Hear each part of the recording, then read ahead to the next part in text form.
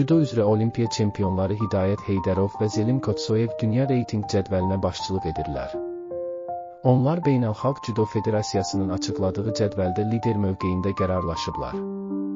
Hesabında 7254 xal olan Hidayət ən yaxın izləyicisi Yaponiyalı Tatsuki Ishiharanı 4800 xal böyük fərqlə qabaqlayır. Zelim isə 6112 xalla birinci pillədə yer alır. O, Matvey Kanikovski və İlya Sulamanidze-ni geridə qoyub.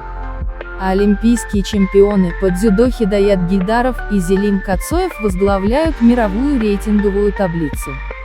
Они заняли лидирующие позиции в таблице, опубликованной Международной федерацией дзюдо.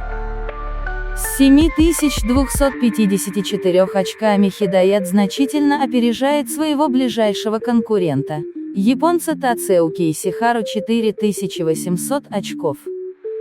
Зелим занял первое место с 6112 очками. Он оставил после себя Матвея Кониковского и Илью Соломанидзе.